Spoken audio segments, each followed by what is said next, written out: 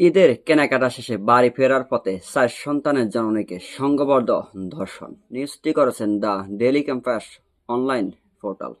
আসলে প্রতিনিয়ত যে ধর্ষণের ঘটনাগুলো ঘটতেছে, এর জন্য আমরা অবশ্যই শুধুমাত্র দর্শককে দায় দিচ্ছি না, আমরা দায় দিচ্ছি সে সমস্ত জনগোষ্ঠীকে যারা নিজেদের জীবন থেকে, নিজেদের পারিবারিক জীবন থেকে, নিজেদের সামাজিক জীবন থেকে, নিজেদের রাষ্ট্রীয় জীবন থেকে আল্লাহর বিধানকে উৎখাত করে দিয়েছে, নির্মূল করে দিয়েছে, আল্লাহর বিধানকে তারা বিদায় করে দিয়েছে।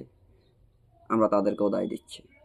অর্থাৎ আপনি আপনার জীবন থেকে আল্লাহর যে কোরআনের বিধান, আল্লাহর যে কালামের বিধান, আল্লাহর যে ওহির বিধান, তা আপনি প্রত্যাখ্যান করেছেন। এখন আপনার আর জীবনের নিরাপত্তা আপনি কোথাও পাবেন না। আপনি হত্যা হবেন, আপনাকে ধর্ষণ করা হবে, আপনার সম্পদ আপনার থেকে কেড়ে নিয়ে যাওয়া হবে, কিন্তু আপনি কোনো প্রকার প্রতিকার পাবেন না।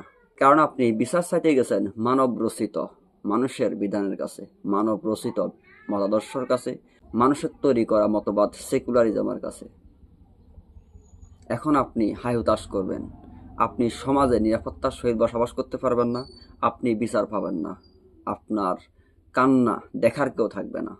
আপনি বিচার চাইতে গিয়ে বছরকে বছর আদালতের প্রাঙ্গণে দ্বার প্রান্তে ঘুরতে হবে। আপনি হাই হুতাশ করবেন, আপনি কান্না করবেন। আপনার দুঃখ দেখার মতো কোনো লোক খুঁজে পাওয়া যাবে না, কারণ আপনি নিজে একজন জালিম। আপনি নিজে আপনার রবের সাথে জুলুম করেছেন, আপনার রবের বিধানের সাথে জুলুম করেছেন।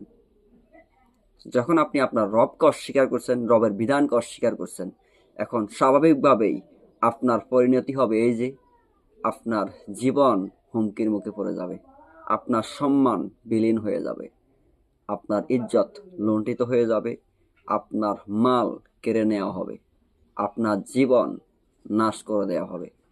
কিন্তু আপনি এর বিপরীতে কোনো বিচার ফয়সালা পাবেন না। আপনি যদি না এখন পর্যন্ত আল্লাহর বিধানের কাছে আত্মসমর্পণ করেন, আল্লাহর ওহির বিধানের সামনে আত্মসমর্পণ করেন, তাহলে আপনার নিষ্কৃতি নাই।